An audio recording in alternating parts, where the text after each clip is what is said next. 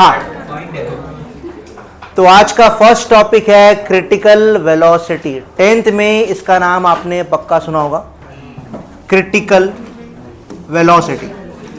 इसका एक नाम और भी है, पॉज करो यार, ये बहुत हाँ, तो हम लोग कहाँ थे? Critical velocity. इसका दो नाम है, इसका सेकंड नाम है ऑर्बिटल वेलोसिटी। ऑर्बिटल वेलोसिटी, इसका सिंबल होता है VC या तो VO। VC, C for critical. Simple ध्यान रखना, ये ऑर्बिट तक जाने की वेलोसिटी है। पहली बात, ये कौन जाने वाला है? सैटेलाइट। क्यों जाएगा? ताकि वहां पहुंच के आपको पूरी इंफॉर्मेशन दे सके। तो क्लियर हो गया, ये क्या है? ऑर्बिट तक जाने की वेलोसिटी है। तो सिंपल डेफिनेशन है, the minimum velocity, the minimum velocity, the minimum velocity that must be given to the satellite, that must be given to the satellite, ताकि वो कहां पहुंच जाए? ऑर्बिट। उसके बाद वो पहुंच के रिवॉल्व करता है, जानते ही हो। तो आगे क्या आएगा? सो that it can revolve, so that it can revolve. कहां? so that it can revolve, कहां भाई? Circular orbit, circular orbit around the earth. Around या अराउंड चलेगा? Round the earth. समझा? एकदम इजी डेफिनेशन है। पॉज करो जरा। हाँ, सो क्लियर हुआ? क्या है ये? The minimum velocity that must be given to a satellite, ताकि वो कहां पहुंच जाए? ऑर्बिट में। उसके बाद क्या करेगा? वो वहीं पे रिवॉल्व होके आपको पूरा इंफॉर्मेशन प्रोवाइड करेगा। तो यही है क्रिटिकल वेलोसिटी। अब सवाल ये है, मैं कितना वेलोसिटी दूं कि वो कहां पहुंच जाए? ऑर्बिट तक ना। तो उसके लिए हमें क्या चाहिए? फॉर्मूला। क्यों चाहिए? ताकि हम क्या कर सके? कैलकुलेट करके उतना प्रोवाइड कर सके। तो इसके बाद हम क्या करेंगे? डिराइव करेंगे फॉर्मूला। स्टार्ट करें, चलो लिख लो ये पहले। हाँ, तो हम पढ़ने जा रहे हैं क्रिटिकल वेलोसिटी। सिंपल ध्यान रखना, ये ऑर्बिट तक जाने की वेलोसिटी है। तो सिंपल डेफिनेशन था, the minimum velocity that must be given to a satellite so that it can revolve in a circular orbit around the earth. बात समझ में आया? अब चेक करो डायग्राम। डायग्राम में ये स्मॉल सर्कल जो है वो आपका अर्थ कर रहा है रिप्रेजेंट, ठीक है। एंड जो बड़ा सर्कल है वो इसका ऑर्बिट है। अब सिंपल सी बात है, जो अपना सैटेलाइट है वो तो ऑर्बिट में रहेगा। तो ये है अपना सैटेलाइट।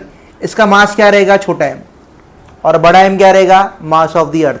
बड़ा R अर्थ का रेडियस है, और h क्या है? सरफेस से हाइट है सैटेलाइट तक का, ठीक है। और VC उसका क्रिटिकल वेलोसिटी है। तो हमें क्या चाहिए? उसी का फॉर्मूला चाहिए। अच्छा, अब सिंपल सी बात है, यहां कौन सा मोशन है? सर्कुलर मोशन है। तो बिना CPF के ये तो पॉसिबल है ही नहीं। और मैंने सिखाया था CPF हमेशा कोई ना कोई प्रोवाइड करता है। सुन लो, इस केस में CPF कौन देगा? सिंपल, अपना GF याद रहेगा। कौन देगा? GF। मैंने बताया था बिना GF के घूमना पॉसिबल नहीं है ना, याद है? तो CPF कौन देगा? GF। ये बात भूलना नहीं। अब बताओ क्या है फॉर्मूला CPF का? mv²/r। लास्ट टाइम बताया था। तो mv²/r, और v की जगह VC आएगा। एकदम clear? CPF mv²/r, CPF mv²/r, और उस तरफ क्या आएगा? gmm/r²। चेक करो, कैंसिल क्या होगा? स्मॉल m कैंसिल हुआ, एक r कैंसिल हुआ। तो VC का तैयार फॉर्मूला है, अंडर रूट में आएगा क्योंकि स्क्वायर है ना। तो VC का फॉर्मूला आएगा अंडर रूट gm/r। ये है मेरा फाइनल फॉर्मूला, याद रहेगा? Under root gm/r, under root gm/r। और मैंने कहा था सब डेरिवेशन में स्मॉल r क्या है? r plus h। ये बात नहीं बोलना, आर प्लस एच, मतलब I can also write VC का one more formula under root G M upon R plus H. एकदम क्लियर? अच्छा, अब हम एक स्पेशल केस की बात करने वाले हैं। अगर मान लो आपका सैटेलाइट अर्थ के बहुत करीब में रिवॉल्व कर रहा है, बहुत पास में, ये पॉसिबल नहीं है, एक अजम्पशन है। हम क्या अज्यूम करेंगे? इफ सैटेलाइट इज ऑर्बिटिंग, कहां? इफ सैटेलाइट इज ऑर्बिटिंग, कहां? Very close to the surface of the earth, very close to the surface of the earth, to the surface of the earth. अब आप सोचो, अगर ऐसा हुआ तो हम किसको करेंगे निग्लेक्ट? अर्थ के करीब में रिवॉल्व कर रहा है, बहुत पास में, तो कैन आई से वी कैन निग्लेक्ट हाइट। तो इसके लिए अपना नया फॉर्मूला क्या होगा? हाइट को कर दो निग्लेक्ट, मतलब स्मॉल आर क्या होता है बेसिकली? आर प्लस एच बराबर। तो हम क्या करेंगे? हाइट को निग्लेक्ट। दैट मीन्स इस केस में small r will be approximately equal to R. हमने क्या किया? हाइट इज निग्लेक्टेड, समझा? Height is neglected. अब आप बताओ अपना नया फॉर्मूला क्या होगा? Vc is equal to under root GM by बड़ा आर। लेकिन ये फॉर्मूला कब लगाओगे? जब सब में क्या बोलेंगे? Revolving very close to the surface of the earth. ये बात का ध्यान रखना। तो ये है पहला फॉर्मूला। एक फॉर्मूला और पॉसिबल है, सिखाया था मैंने आपको। स्मॉल जी क्या होता है? GM by R square, GM by R square, याद आया? स्मॉल जी का फॉर्मूला था ना GM बाय आर स्क्वायर। तो GM क्या होगा? GR स्क्वायर, बराबर ना? GM क्या होगा? GR square. तो GM को रिप्लेस कर दो GR स्क्वायर से, तो मुझे मिलेगा और एक फॉर्मूला। बताओ क्या? रिप्लेस कर दो GM की जगह GR स्क्वायर अपॉन R, तो एक R कटेगा। तो VC का और एक फॉर्मूला क्या आ गया? बोलो। Yes, under root GR। एकदम clear? Under root GR। Lastly एक फॉर्मूला और पॉसिबल है, बता रहा हूं, पहले इतना लिख लो। लास्ट फॉर्मूला है, हमने क्या देखा कि VC का फॉर्मूला GM बाय R था, लेकिन ये फॉर्मूला कब लगाओगे? जब वो रिवॉल्व होगा very close to the surface of the earth. आखिरी काम, डेंसिटी का फॉर्मूला होता है मास अपॉन वॉल्यूम। तो कैन आई से मास हो जाएगा डेंसिटी इनटू वॉल्यूम। अर्थ को हम स्फीयर मानते हैं, तो वॉल्यूम की जगह क्या आएगा? 4/3 पाई आर क्यूब। ये फॉर्मूला है स्फीयर के वॉल्यूम का। तो नेक्स्ट स्टेप में can write m is equal to rho, और v के बदले आएगा 4/3 पाई आर क्यूब। अब m की जगह ये पूरा वैल्यू रिप्लेस कर दो, मिल जाएगा अपने को वन मोर फॉर्मूले। तो बोलो Vc is equal to under root G, m की जगह rho 4/3 pi R cube upon R। Check करो, R कैंसिल होके स्क्वायर बचेगा, स्क्वायर। अब बताओ रूट के बाहर क्या आएगा? 4 दिख रहा है, बाहर निकाल दो 2। R स्क्वायर दिख रहा है, बाहर निकाल दो R। तो VC का वन मोर फॉर्मूला क्या होगा? 2R बराबर क्या बचा? Pyro G/3। चेक कर लो, पायरो G/3। तो ये आपका फाइनल फॉर्मूला है, ध्यान रखना। अब सवाल ये आता है, ये फॉर्मूला यूज कब करोगे? जब आपको चाहिए डेंसिटी, मतलब रो पूछेंगे और आपको VC देंगे, तो उस टाइम ये फॉर्मूला यूज कर सकते हो। आई बात समझ में? जब बात होगी अर्थ के डेंसिटी की, तभी ये फॉर्मूला यूज करना। तो ये आपका फाइनल फॉर्मूला है, क्लियर? लेकिन सबसे मेन फॉर्मूला कौन सा था? अंडर रूट GM बाय छोटा r। वो अगर याद रहेगा तो सभी आप आराम से लिख पाओगे, क्लियर? क्या फॉर्मूला है? अंडर रूट GM बाय छोटा r, under root GM by छोटा r, GM बाय याद रहेगा, लिख लो। तो अभी हमने जस्ट अपना सैटेलाइट पहुंचा दिया ऑर्बिट तक। उसके बाद वो अपना काम शुरू कर देगा। काम क्या है? पूरा घूम के आपको इंफॉर्मेशन प्रोवाइड करेगा। अच्छा सुन लो, अब हम ये पता लगाएंगे कि आपका सैटेलाइट कितना टाइम लेगा फॉर 1 रेवोल्यूशन। अब सवाल ये आता है व्हाट इज रेवोल्यूशन। आपको पता होगा एक चक्कर में जो टाइम लगता है ना वो रेवोल्यूशन है। तो हमें चाहिए उसी के लिए फॉर्मूला। किसके लिए? Time period of revolution. सुनो, रोटेशन अलग है और रेवोल्यूशन अलग है। अगर अर्थ की बात करें तो पता होगा फॉर रोटेशन 24 आवर्स है, for revolution 365 days as well as 6 hours भी है। 6 आवर्स है। 6 इंटू 4 कितना हो गया? एक दिन बढ़ता है ना। रीजन ये है, अगर 7 बोलोगी तो 7 इंटू 4 28 हो गया। समझा? 6 आवर्स है, कंफ्यूज नहीं होना। समझा? 6 घंटे जब 4 साल में जुड़ेगा तो एक दिन बढ़ जाएगा ना, इसलिए 4 साल में आता है 29 जैन, अरे सॉरी फेब। क्लियर? ध्यान दो। तो हमें क्या चाहिए? Formula for time period. अच्छा, सिंपल डेफिनेशन है, साइलेंस। सिंपल डेफिनेशन है, time taken by the satellite to complete 1 revolution. याद रहेगा, time taken by the satellite to complete 1 revolution. कहां? Around the earth is called as period. याद रहेगा।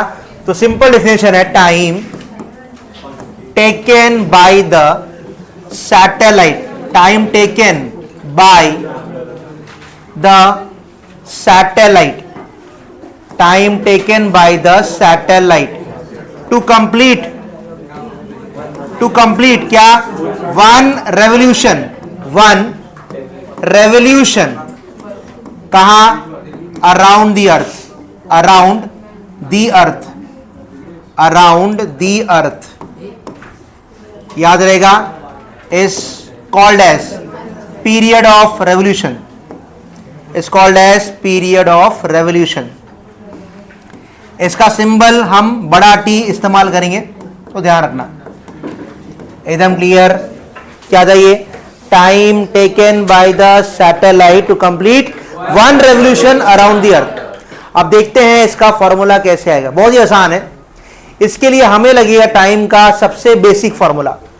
बोलो क्या है? डिस्टेंस। बोलो, टाइम का बेसिक फॉर्मूला क्या है? Distance covered. क्या बकवास कर रहे हो यार? अपॉन वेलोसिटी बराबर। और सुनो, जब भी बात होगी रिवॉल्विंग की, ध्यान रखना वीसी आएगा। याद रहेगा, क्रिटिकल वेलोसिटी। जब भी बात होगी रिवॉल्विंग की, ऑलवेज थिंक ऑफ वीसी। समझा? अच्छा, ये बताओ कि नहीं से सरकमफेरेंस ही डिस्टेंस कवर्ड रहेगा। तो नेक्स्ट स्टेप में ये हो जाएगा 2 पाई r बाय वीसी। एकदम क्लियर? सर्कुलर मोशन में सरकमफेरेंस ही आपका डिस्टेंस कवर्ड है ना, तो 2 पाई r बाय वीसी आ गया। अपने को वीसी का फॉर्मूला ऑलरेडी पता है, √gm बाय छोटा r। Now VC is equal to √gm by छोटा r। तो अब ये वैल्यू पुटअप कर दो, तो बताओ t का फॉर्मूला क्या हो जाएगा? 2 पाई r और यहां पे √gm बाय छोटा r। ऊपर लेके जाओगे तो r ऊपर जाएगा, gm नीचे। तो नेक्स्ट स्टेप में this will be 2 pi r and ये हो जाएगा r by gm, r by gm। एकदम क्लियर? ध्यान रखना, जब r को अंदर लोगे ना तो r स्क्वायर लिखना पड़ता है, और एक r पहले से ही प्रेजेंट है तो r क्यूब हो जाएगा। समझा? r क्यूब बाय gm, ये मेरा फाइनल एक्सप्रेशन है। समझा? और एक बात, यहां भी स्मॉल r क्या रहेगा? r plus H. यहां भी स्मॉल r की जगह हम r प्लस एच लिख सकते हैं, तो कंफ्यूज नहीं होना। क्लियर? क्या फॉर्मूला है? 2 pi √r cube by gm, 2 pi √r cube by gm, 2 pi √r cube by gm। याद रहेगा, अच्छा ये बताओ, अगर मैं स्क्वेयरिंग कर दूं बोथ साइड तो क्या हो जाएगा? T square. ध्यान दो, हम करेंगे स्क्वेयरिंग बोथ साइड। अगर मैंने किया स्क्वेयरिंग बोथ साइड्स, ध्यान दो, हम क्या करने वाले हैं? स्क्वेयरिंग करेंगे बोथ साइड, तो टी स्क्वायर हो जाएगा। तो टी स्क्वायर, ध्यान देना, इस तरह बोलो 4 pi square into R cube by GM. अब ये बताओ कि नहीं से यहां पे कांस्टेंट क्या है? ध्यान दो, ये पूरा का पूरा क्या है? देखो 4 पाई स्क्वायर कांस्टेंट है, जीएम कांस्टेंट है, तो क्या मैं कह सकता हूं T square proportional to R cube? कुछ याद आया? आपने रट्टा मारा था ना, आज हमने प्रूफ भी कर दिया कि T square proportional to R cube है। सम्स के लिए बड़े खास है, बोलना नहीं, याद रहेगा। T square proportional to R cube, याद रहेगा, T square proportional to R cube. क्यों? क्योंकि ये कांस्टेंट है इसीलिए। तो इसके बाद का स्टेप क्या हो जाएगा? सिंस क्या बोलो? 4 pi square by GM, constant है ना, तो I can say T square proportional to R cube. खत्म। तो टाइम का दो फॉर्मूला ध्यान रखना सम्स के लिए, एक तो ये वाला, दूसरा T square proportional to R cube. Clear हो गया? तो पीरियड क्या था भाई? एक चक्कर में टाइम कितना लेगा, वही पीरियड था। स्टेप 1, टाइम का बेसिक लगा दो फॉर्मूला, डिस्टेंस अपॉन वेलोसिटी, और सरकमफेरेंस ही डिस्टेंस का वर्ड रहेगा, और v की जगह vc, क्योंकि रिवॉल्विंग है ना, इसीलिए vc क्या था? अंडर रूट gm बाय छोटा r। जब मैंने पुटअप किया, इसको ऊपर लोगे तो ये r बाय gm हो जाएगा। r को अंदर लो, r को अंदर लो, काम हो जाएगा। समझा? कॉपी। हाँ, तभी तो पढ़ाया। आपको बोला गया है कि एक प्लैनेट है जो लेता है 200 days to complete 1 revolution around the sun, या सन की बात हो रही है। फिर क्या बोला है कि अगर हमने डिस्टेंस को कम किया, कितना कम किया? 1/4 कर दिया, तो टाइम में कितना फर्क आएगा? नया टाइम पीरियड क्या होगा? सवाल समझ में आया? इनिशियली वो टाइम ले रहा है कितना? 200 दिन, जब डिस्टेंस r था। फिर हमने 1/4 कर दिया, मतलब r/4 कर दिया, तो कितना टाइम लेगा? ऐसा पूछा गया है।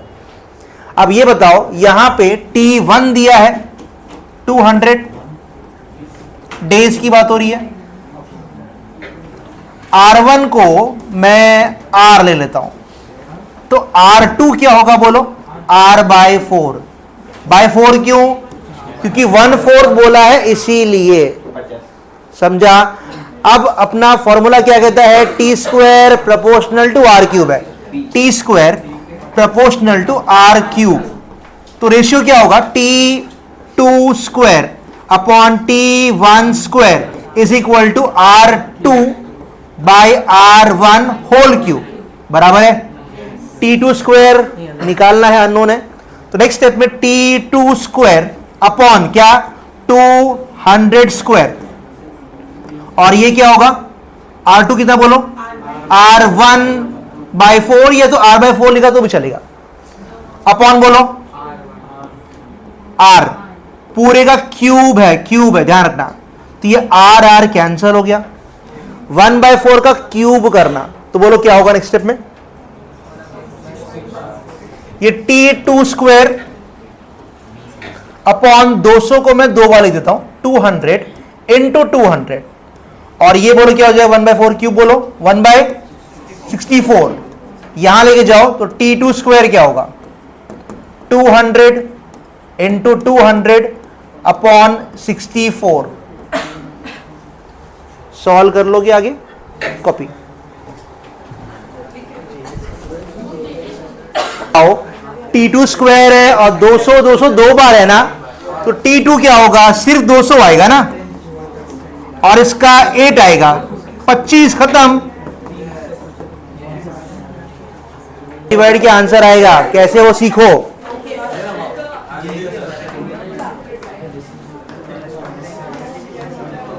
ध्यान दो, एकदम सिंपल सवाल है, पहले क्या दिया है वो समझ के लो। क्लियर है? आपको दिया है दो चीज दिया है, यहां क्या दिया है? डिस्टेंस। फिर क्या बोला है? ये फर्स्ट है ना, तो ये R1 रहेगा। दिख रहा है आपको? सम पे ध्यान दो, ये आपका पहला डिस्टेंस है जो कि R1 कहलाएगा। और चेक करो ध्यान से, आपको एक टाइम पीरियड ये दिया है। लेकिन ये बताओ, हमारे फॉर्मूले में एक अननोन होता तो हम सिंप्लीफाई कर लेते ना। यहां देखो तो दो अननोन है। अब आपको लगेगा सवाल गलत है, सवाल गलत नहीं है, एक कॉमन सेंस लगाओ। यहां अर्थ बोल के आपको हिंट दे दिया है। ध्यान रखना, अगर अर्थ देंगे तो टाइम पीरियड फिक्स्ड है 1 साल। 1 ईयर लेना, लीप ईयर की जरूरत नहीं है, 1 ईयर ही लेना। आई बात समझ में? तो T1 कितना लोगे? 1 ईयर। T2 दिया है, समझा? तो T1 कितना लोगे? 1 ईयर, 1 ईयर। T2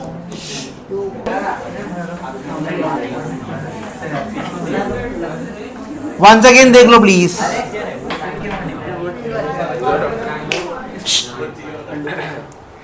इस टाइप के सवाल में एक बात ध्यान रखना, जब भी अर्थ की बात होगी तो अर्थ का टाइम पीरियड फिक्स है 1 साल, 1 ईयर लेना।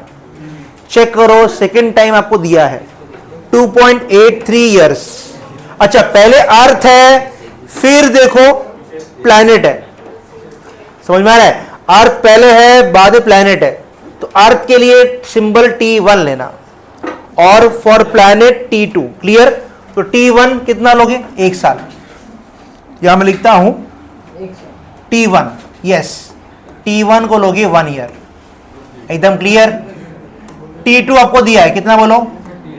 2.83 ईयर्स। चेक करो, आपको दिया है डिस्टेंस। अच्छा हाँ सुनो, और एक बात पता करना, ये डिस्टेंस किसका है? ध्यान दो। Distance of an imaginary planet from sun if it's revolution दिया है। क्या पूछा है? देखो, सेकेंड डिस्टेंस पूछा है, मतलब R2 पूछा है, R1 दिया है। समझाइए, R2 पूछा है, R1 कितना दिया है अपने को? 1.5 इंटू 10⁻6 किलोमीटर। और अपने को R2 निकालना है। सच बोलना, इतना समझ में आया? समझ में आया? अब बताओ अपना फॉर्मूला क्या है? T² proportional to R3। तो T1 by T2 square is equal to R1 by R2 cube. समझा? अब जरा वैल्यू पुटअप कर दो सबकी, तो ये 1 हो जाएगा। T2 कितना है? 2.83, 2 बार लिख दो। समझा? और इस तरफ R1 कितना है? 1.5 है, तो 1.5 1.5 1.5 और ये कितना हो जाएगा? 10⁻18 हो जाएगा। अपॉन क्या आएगा? R2 cube. समझा? ऊपर भेज दो तो R2 क्यूब ऊपर जाएगा। समझा? और ये चीज ऊपर जाएगी। समझा? तो इसको 3/2 लिखो, 3/2 लिखो, 3/2 लिखो। और यहां पे 3 × 3 ये 18। समझा? अच्छा अब सुन लो, आपको क्यूब रूट लेना है ना, तो 3 की जोड़ी दिख रही है आपको? चेक करो 3 की जोड़ी कौन सी है? एक जोड़ी ये हो गई,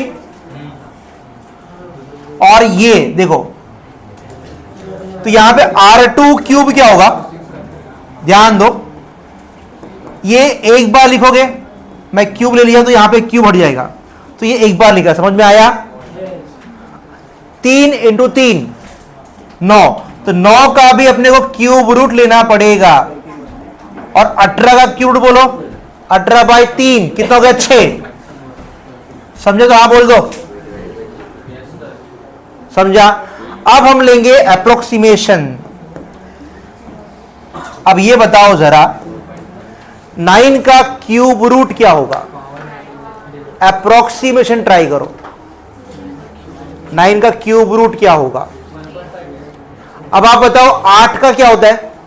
2 होता है ना, तो इसको मैं अप्रोक्सीमेटली 2 पकड़ लू, 2 पॉइंट समथिंग रहेगा ना, तो मैं इसको 2 पकड़ता हूं अप्रोक्सीमेशन करके, तो 2 into 10 का पावर 6, 2 कट गया, आंसर आ गया।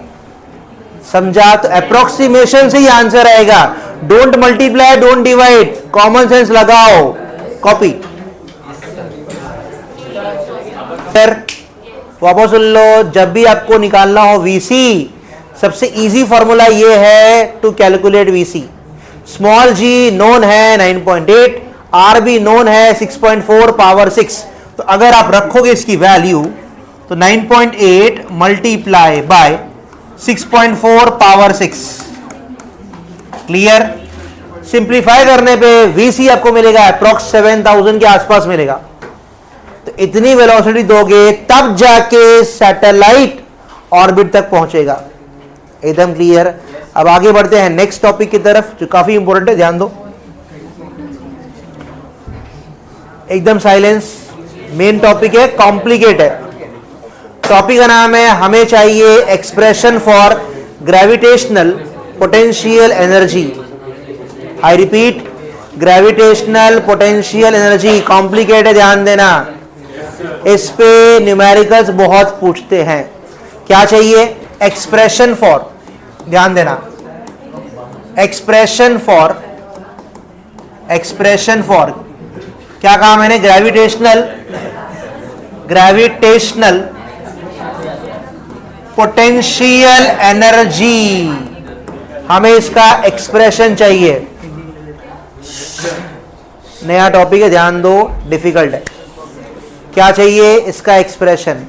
अच्छा, आपने जो पढ़ा था ना बेसिक फॉर्मूला, वो अलग है, ये अलग है। यहां में क्या चाहिए? Gravitational potential energy. ये क्या है, कैसा है? चलो डिराइव करते फॉर्मूला।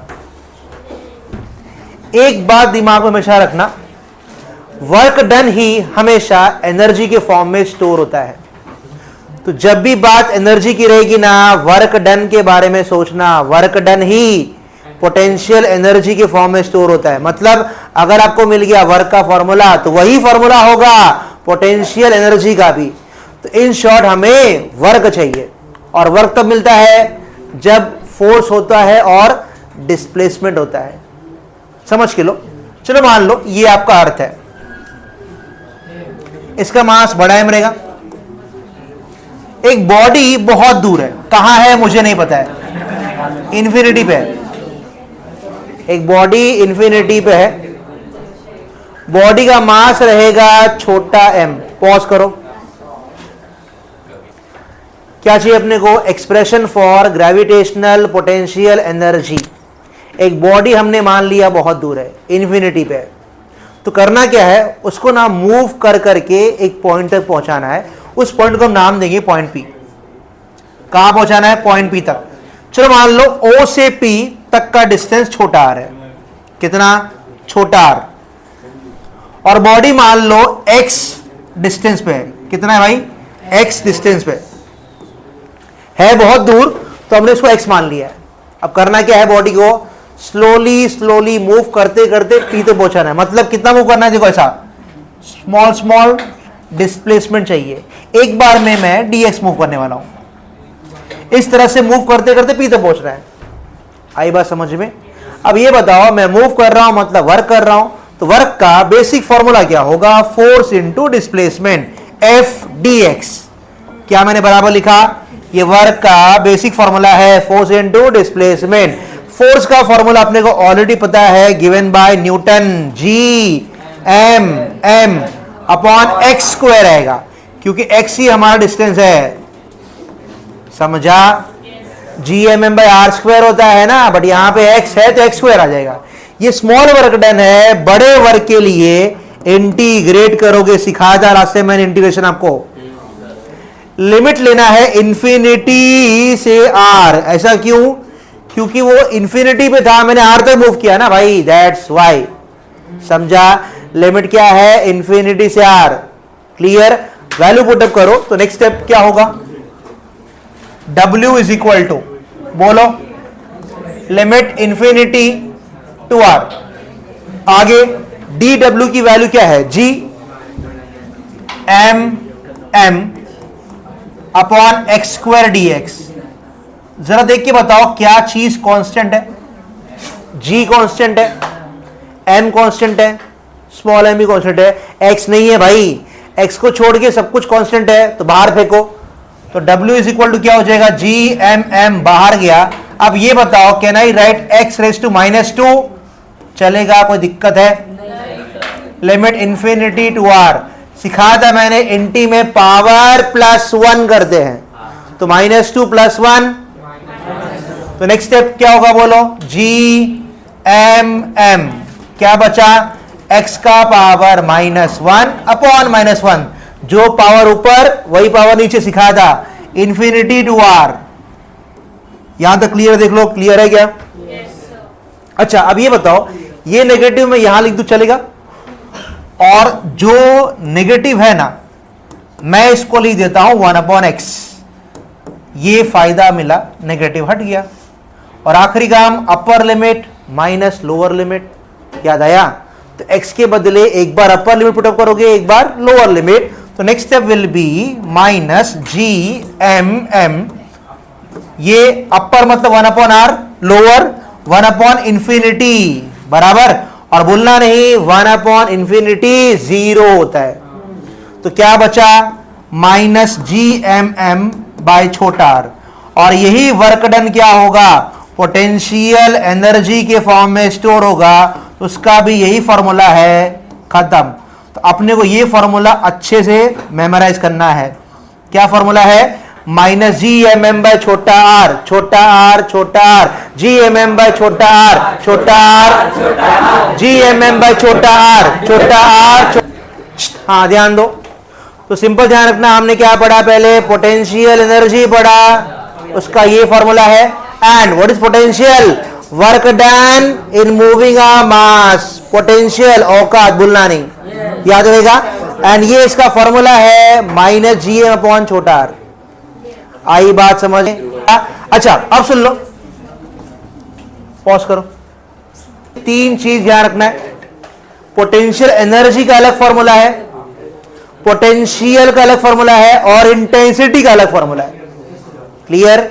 इंटेंसिटी क्या है, फोर्स अपॉन मास है, समझा? ये स्ट्रेंथ है, फील्ड की ताकत है, जीएफ को झेलने की ताकत है, भूलना नहीं, कॉपी कर लो, साइलेंस। तो हम करने वाले हैं sums on gravitational potential energy and potential. तो हम पहले बात करेंगे सवाल के टाइप्स, समझ के लो, हम बात करेंगे सवाल के टाइप्स, ध्यान देना, सवाल क्या हो रही है, के टाइप्स, समझ के लो, ध्यान से, ध्यान से। एक बॉडी पहले सरफेस पे है, फिर उसको कुछ हाइट पे लेके जाएंगे, आई रिपीट, पहले कहां रहेगा, सरफेस पे, फिर कहां लेके जाएंगे, हाइट पे। हाइट की वैल्यू आपको सब में देंगे in terms of radius, like 2r 3r 4r, और आपको बोलेंगे इस प्रोसेस में कितना वर्क डन हुआ, ऐसा क्वेश्चन आएगा। वापस से, बॉडी कहां रहेगा, पहले बॉडी पहले सरफेस पे रहेगा, सरफेस पे रहेगा, समझा? देन उसको कुछ हाइट पे लेके जाएंगे, उसको कुछ हाइट पे लेके जाएंगे, ध्यान दो, लेके जाएंगे। और सुनो, आपको हाइट की value in terms of radius देंगे, like 2r 3r 4r 5r, ऐसा कुछ। और सवाल क्या बनेगा, फाइंड द वर्क डन, सवाल बनेगा find the work done, find the work done. या तो इसका और एक पॉसिबिलिटी है, दे में आस्क, और चेंज इन पोटेंशियल एनर्जी क्या है बता रहा हूं मैं। Change in potential energy, change in potential energy. जरा ये बताओ, पोटेंशियल एनर्जी का बेसिक फॉर्मूला mgh है, mgh बराबर। तो ये बताओ, अगर मैंने हाइट चेंज किया तो पोटेंशियल एनर्जी नहीं चेंज होगा कि नहीं? अब ये बताओ, हाइट बदलने के लिए मुझे वर्क करना पड़ेगा ना, तो वर्क डन बोलो या चेंज इन एनर्जी बोलो, बात तो वही है। दोनों का एक ही तरीका है, कंफ्यूज नहीं होना, समझा? ये पेन पहले टेबल पे है, ठीक है, मैं इसको यहां पे लेके गया तो मैंने क्या किया? वर्क किया। वर्क किया तभी तो हाइट पे जाएगा। वर्क ही क्या है? चेंज इन पोटेंशियल एनर्जी है, तो कंफ्यूज नहीं होना है, समझा? तो हमें क्या चाहिए? वर्क, और वर्क ही क्या है? Change in potential energy. तो इस टाइप के सवाल सुन लो। एक मिनट, वर्क डन बोले या चेंज इन पोटेंशियल एनर्जी बोले, दोनों एक ही मतलब हुआ। अब सवाल ये आता है कि चेंज का मतलब क्या होता है। हमने सीखा है चेंज का मतलब माइनस है, बराबर। डिफरेंस किसका? इनिशियल और फाइनल का। तो कैन आई से वर्क डन, ध्यान देना, वर्क डन क्या होगा? Change in potential energy. सुनो, ये हम कर रहे हैं, चेंज किया, ध्यान रखना। और चेंज का मतलब बोलो, final potential energy minus initial potential energy. Clear हुआ? समझ में आया? अरे हाँ ना बोलो। और सुनो, यहां मैं बात कर रहा हूं ग्रेविटेशनल पोटेंशियल एनर्जी की, भाई mgh नहीं, जो था gmm बाय छोटा r, छोटा r बस। पॉज करो। हाँ, तो बहुत आसान सवाल है। बॉडी पहले सरफेस पे है, चेक करो हम कितने हाइट पे लेके गए हैं, इक्वल टू द रेडियस। क्या h की वैल्यू r के बराबर है, और पूछा है find the work done in this process. समझ में आया? बॉडी पहले सरफेस पे था, फिर हम उसको हाइट पे लेके गए। कितना हाइट पे लेके गए? r के बराबर पे। तो इस प्रोसेस में वर्क डन क्या होगा? मैंने क्या बताया था? वर्क डन का एक ही फॉर्मूला है, change in potential energy, change in potential energy. ये अगर नहीं पता है तो सम को आप स्टार्ट नहीं कर पाओगे। तो वर्क डन का ही फॉर्मूला है चेंज इन पोटेंशियल एनर्जी, और चेंज का मतलब होता है final potential energy minus initial potential energy. इतना समझ में आया? अब हम वैल्यू पुट अप करेंगे, तो पहले हम बात करेंगे इनिशियल की। तो इनिशियल पोटेंशियल एनर्जी क्या होगा ये बताओ। इनिशियली बॉडी कहां था? सरफेस पे था, तो अपना फॉर्मूला ये है माइनस gmm बाय छोटा r। लेकिन सुनो, gmm बाय छोटा r है, जो कि r प्लस h होता है, राइट? लेकिन सिंस वो सरफेस पे है तो हाइट नहीं आएगा, समझा? एट सरफेस क्या हो जाएगा? h गया ना। तो अपना फॉर्मूला इनिशियल पोटेंशियल एनर्जी का फॉर्मूला क्या हो जाएगा?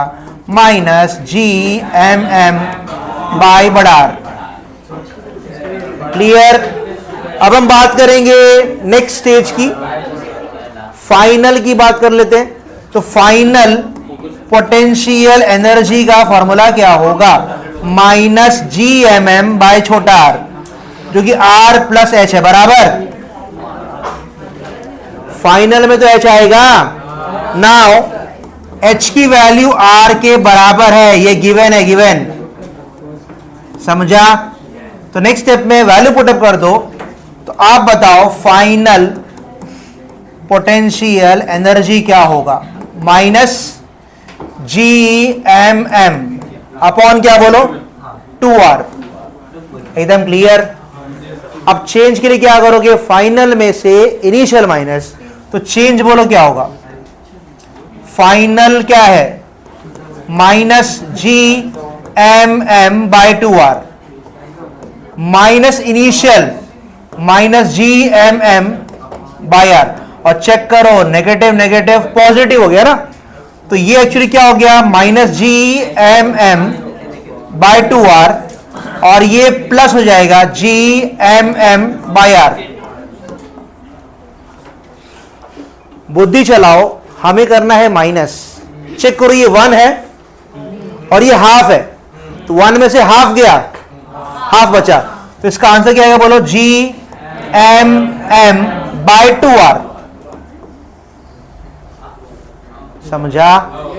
अच्छा, आखिरी काम, अगर ऑप्शन में बड़ा जी रहेगा तो यहीं पे स्टॉप कर देना, लेकिन कभी कभी ऑप्शन में छोटा जी में लाना पड़ता है, तो करना कुछ नहीं है। स्मॉल जी का फॉर्मूला क्या होता है, G M by R square, तो जी एम की जगह लिख दो जी आर स्क्वायर। समझा? ये जी एम की जगह जी आर स्क्वायर डाल दो बस। तो बताओ नेक्स्ट स्टेप में क्या हो जाएगा, देखो G R square into M by 2r ना, समझा? कटा, तो half M G R final answer है, खत्म। एक ट्रिक है, सुन लो, अगर आपका यहां तक आंसर आ गया ना, तो ये आपको करने की जरूरत है ही नहीं। क्यों मालूम है? अगर यहां हाफ आता है ना, तो यहां भी हाफ आता है, टिक मार देना सीधा। आई बात समझ में? कॉपी